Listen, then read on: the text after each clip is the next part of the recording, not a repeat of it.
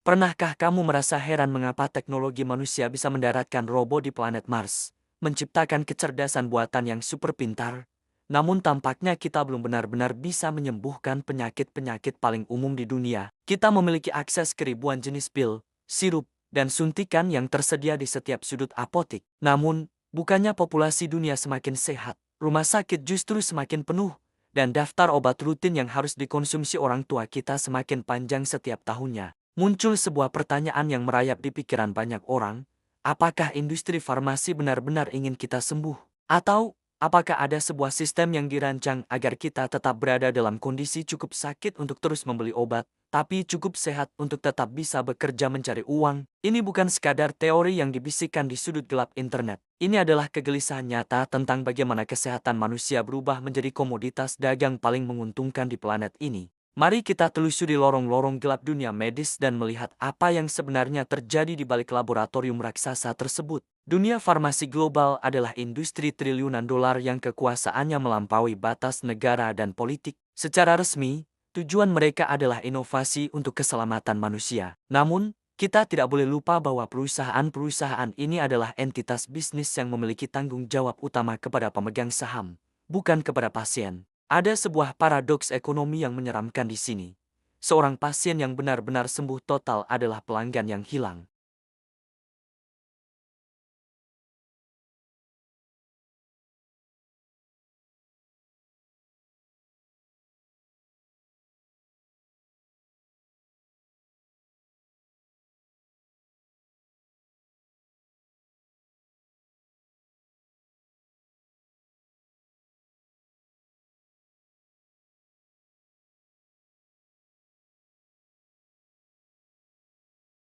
Kedua, kamu bisa menambal lubang di atap tersebut agar air tidak pernah masuk lagi.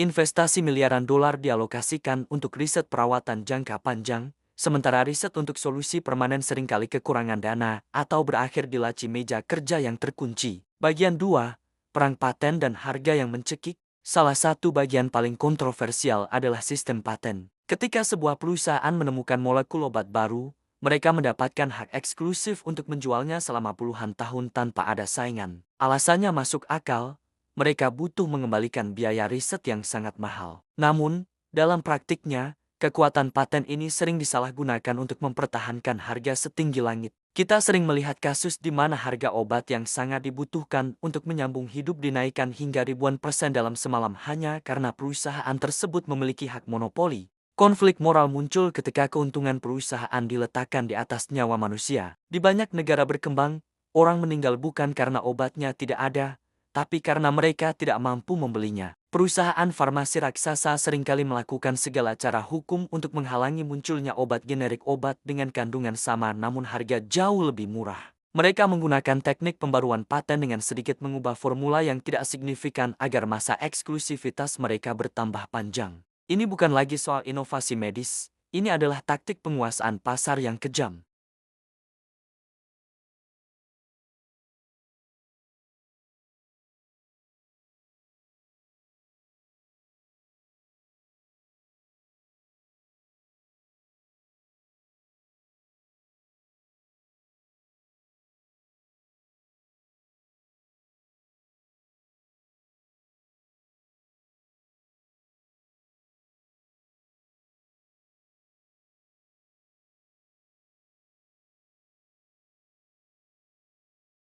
Tanpa disadari, hal ini menciptakan bias dalam pemberian resep. Seorang dokter mungkin lebih cenderung meresepkan obat merek tertentu yang baru dan mahal, meskipun ada alternatif lama yang lebih murah dan sama efektifnya.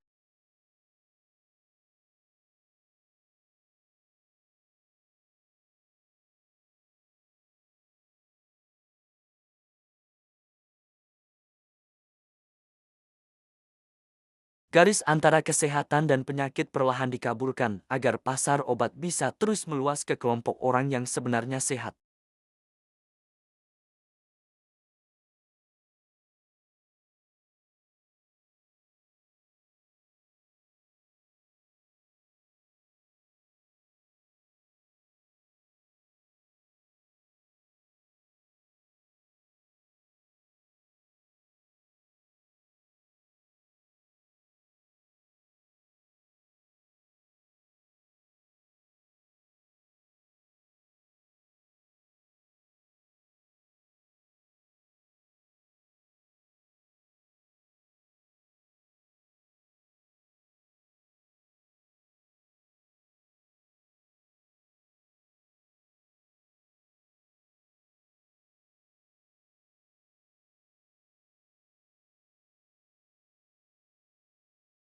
Kita seringkali menjadi kelinci percobaan dari sebuah sistem yang lebih mementingkan citra produk daripada transparansi data yang jujur.